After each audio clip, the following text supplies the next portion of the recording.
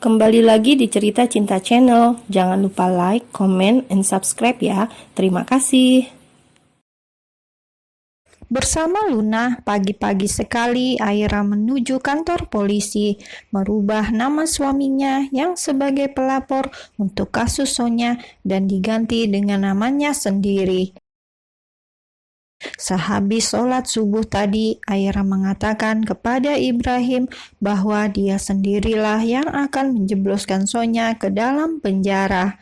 Aira pun menyampaikan keinginannya yang tidak ingin Ibrahim kembali bertemu dengan wanita itu. Mendengar Aira mengungkapkan isi hatinya itu membuat Ibrahim langsung memeluknya erat, berulang kali mengucapkan kata terima kasih sambil menciumi pucuk kepala Aira. Di saat Ibrahim tengah terpuruk seperti ini, Aira rela menjadi tameng untuknya. Wanita yang selalu ia sakiti kini menjadi satu-satunya yang paling peduli. Mereka saling mencium sebelum akhirnya Aira pamit untuk pergi. Aira menemui penyidik bersama Luna dan juga pengacaranya, Oka Kaligis. 1 jam di sana untuk melengkapi semua data-data dan setelahnya Aira meminta izin untuk bertemu dengan Sonya. Luna pun dengan setia mengikuti nyonyanya, selalu berdiri tegak di belakang Aira. Sementara saat itu pengacara Oka menunggu di ruang tunggu. Sonya keluar dari sebuah pintu dan melihat Aira di ujung sana. Mereka terhalang oleh dinding kaca yang sangat tebal, berbicara melalui lubang-lubang kecil yang sudah tersedia di hadapan mereka. "Aira, kamu datang kemari," ucap Sonya setelah duduk di kursinya. Ia sungguh bahagia melihat Aira datang. Kini yang bisa menyelamatkan hidupnya hanyalah Aira seorang. Kedua orang tuanya pun memilih tidak peduli pada nasib yang ia alami. Sonya sangat banyak berharap pada Aira, sampai dia tidak sadar jika Aira kini telah berubah. Bukan lagi Aira yang penurut dan melakukan apapun untuk membantu orang.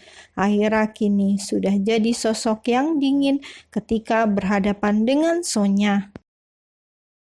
Membunuh kakek Pram bukanlah kesalahan yang bisa dimaafkan. Karena itulah Aira akan membuat Sonya dihukum seumur hidup. Bahkan Aira menambah tuntutannya kepada Sonya, bukan hanya tentang pembunuhan, namun juga penggelapan uang milik mendiang. "Aira, aku mohon bebaskan aku. Aku tidak bersalah, Aira. Aku melakukan ini semua karena terpaksa. Kakek Pram mengancam akan membuatku dengan Mas Ibra bercerai. Karena itulah tanpa sadar aku melakukan itu," ucap Sonya bohong, mencari-cari alasan untuk menarik simpati Aira. Ia bahkan menangis, mengiba, meminta pertolongan. Dan mendengar itu, Aira pun tersenyum tipis. Jelas-jelas kakek Pram dalam surat wasiatnya meminta Sonya untuk memperbaiki diri dan menjadi istri yang baik untuk Mas Ibra. Lalu, apa katanya tadi? Kakek memintanya untuk bercerai. Ya Allah, bagaimana bisa selama ini aku selalu menganggap Mbak Sonya adalah wanita yang baik? Bahkan setelah kakek meninggal pun dia terus memfitnahnya, batin Aira. "Aku akan mengatakan sesuatu padamu, Aira. Setelah kamu melepaskan aku dari penjara ini, aku akan memberitahumu sebuah rahasia besar tentang Mas Ibra," ucap Sonya lagi. Lagi-lagi dia menggunakan nama orang lain untuk membuatnya terlihat baik. "Kamu datang kemari untuk membebaskanku, kan?" tanya Sonya lagi. Ia menghapus air matanya sendiri dan menatap Aira penuh harap. Sementara Aira tetap bergeming, masih setia menatap Sonya dengan tatapan dingin. "Tidak, aku datang kemari bukan untuk membebaskanmu," jawab Aira akhirnya. Sebuah jawaban yang membuat Sonya menelan ludahnya dengan kasar, apalagi saat mendengar suara Aira yang begitu dingin, bukan seperti Aira yang ia kenal selama ini. Aku datang ke sini hanya untuk memastikan bahwa selamanya kamu akan mendekam di penjara dan selamanya juga kamu tidak pernah bertemu dengan suamiku, timpal Aira.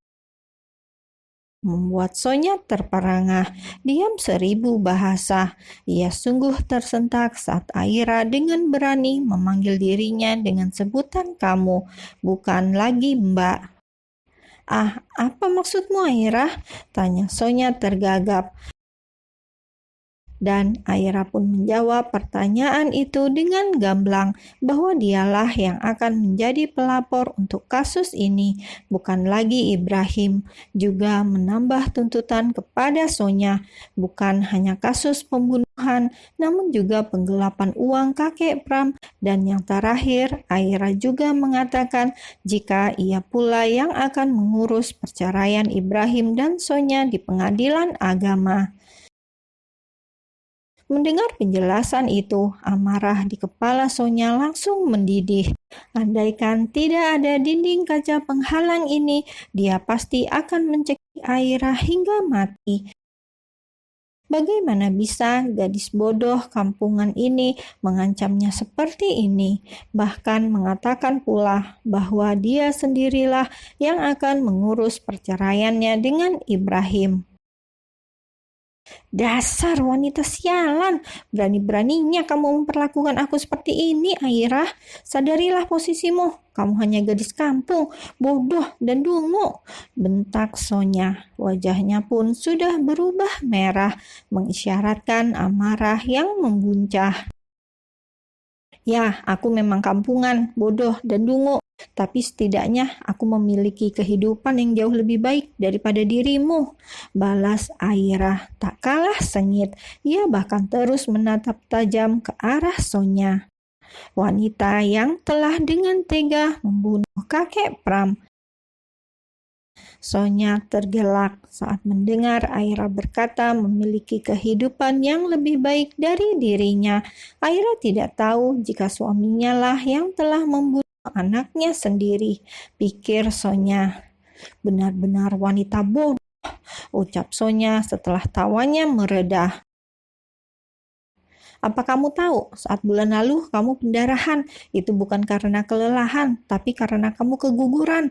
Suami tercintamu itulah yang membunuh anakmu sendiri, ucap Sonya dengan berbangga hati. Ia yakin setelah ini Aira akan sangat terkejut, menangis, lalu dia sendirilah yang akan meminta berpisah kepada Ibrahim.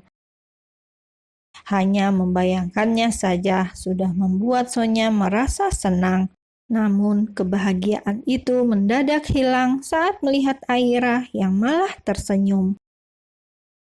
Aku tahu anakku dan Mas Ibrahim memang sudah meninggal dan karena itulah sekarang kami menjalani program untuk hamil lagi, jelas Aira. Tentu saja Sonya tersentak saat mengetahui Aira sudah tahu tentang keguguran itu.